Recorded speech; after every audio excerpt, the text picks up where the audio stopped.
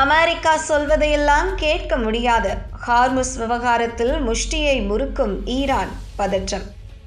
America சொல்வதையெல்லாம் கேட்க முடியாது. Hormuz விவகாரத்தில் முஷ்டியை முறுக்கும் ஈரான் பதற்றம். ஹார்முஸை சுற்றிலும் பதற்றம் தொடர்ந்து நீடித்து வருகிறது. இதற்கிடையே ஹார்முஸை திறக்க வேண்டும் என்றால் அமெரிக்கா தனது நடவடிக்கைகளை மாற்றிக்கொள்ள வேண்டும் என்று ஈரான் புதிய நிபந்தனைகளை விதித்துள்ளது. உலக எரிபொருள் வர்த்தகத்தில் கணிசமான பங்கு ஹார்முஸை சுற்றி நடக்கும் நிலையில் ஈரானின் இந்த கருத்து பதற்றத்தை அதிகரிப்பதாகவே இருக்கிறது. வளைகுடாவில் அமெரிக்கா, ஈரான் நாடுகள் நேரடியாக தாக்குதல் நடத்துவதை நிறுத்தியுள்ளன. ஆனாலும் அங்கு போர் நிறுத்தம் முழுமையாக அமலுக்கு வந்துவிட்டது என சொல்ல முடியாது. அங்கு தொடர்ந்து பதற்றம் நிலவி வருகிறது. சர்வதேச எரிசக்தி வர்த்தகத்தில் ஹார்முஸ் முக்கிய பங்கு வகிக்கும் நிலையில் அதை சுற்றிலும் பதற்றம் ஏற்பட்டுள்ளது. இதற்கிடையே ஹார்முஸை திறக்க சில புதிய நிபந்தனைகளை ஈரான் விதித்துள்ளது. இது தொடர்பாக ஈரான் பாதுகாப்பு கவுன்சில் வெளியிட்ட அறிக்கையில் அமெரிக்கா தனது நடவடிக்கைகளை மாற்றிக்கொள்ள வேண்டும், அதை அவர்கள் செய்யாத வரை ஹார்முஸ் ஜலசந்தி திறக்கப்படாது என்று தெரிவிக்கப்பட்டுள்ளது.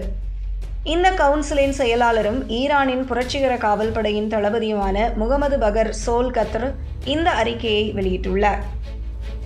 அமெரிக்கா இனி ஈரானை ஒருபோதும் அச்சுறுத்தக்கூடாது என்றும் ஈரான் மற்றும் ஹவுதி உள்ளிட்ட அதன் பிராந்திய குழுக்களுக்கு எதிரான போரை நிரந்தரமாக நிறுத்த வேண்டும் என்பதே ஈரானின் முதல் நிபந்தனை.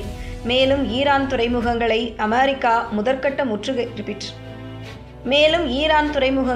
அமெரிக்க கடற்படை முற்றுகையிட்டு முடக்கியுள்ள நிலையில் அதை திரும்ப பெற வேண்டும் என்றும் வளைகுடாவில் இருக்கும் அமெரிக்க படைகள் மொத்தமாக வாபஸ் பெற வேண்டும் எனவும் வலியுறுத்தப்பட்டுள்ளது.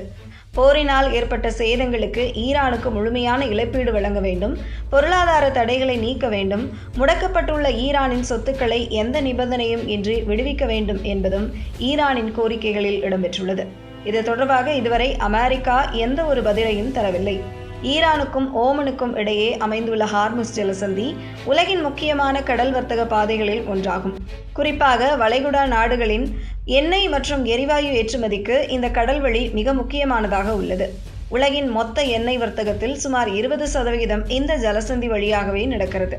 இந்த ஜலசந்தியை நிர்வகிப்பது தொடர்பாக ஈரானும் ஓமனும் பேச்சுவார்த்தையை நடத்தி வருகின்றன. அந்த பேச்சுவார்த்தையில் எடுக்கப்படும் முடிவும் கூட முக்கியமானதாக இருக்கும். இதற்கிடையே ஹார்முஸ் வழியாக சென்ற அபுதாபி அரசுக்கு சொந்தமான ADNOC நிறுவனத்தின் கப்பல் மீது தாக்குதல் நடத்தப்பட்டதாக ஐக்கிய அரபு அமீரகம் தெரிவித்துள்ளது.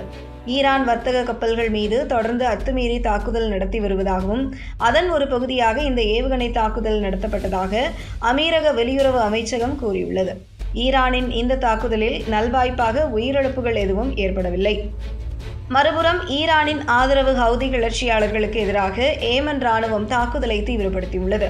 ஹவுதிகள் சமீபத்தில் ஏமனின் மத்திய மற்றும் கிழக்கு பகுதிகளில் தாக்குதல் நடத்தியிருந்தனர்.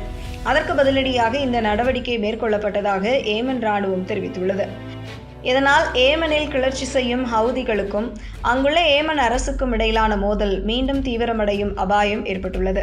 நிலைமை மோசமாக இருக்கும் சூழலில் 2022 ஏற்பட்ட போர் நிறுத்தம் முடிவுக்கு வரும் என அஞ்சப்படுகிறது. ஏமனில் மீண்டும் பெரிய அளவிலான உள்நாட்டு போர் உருவாகக்கூடும் என்று ஐநா சிறப்பு தூதர் ஹான்ஸ் குருன்ட்பெர்க் எச்சரித்துள்ளார்.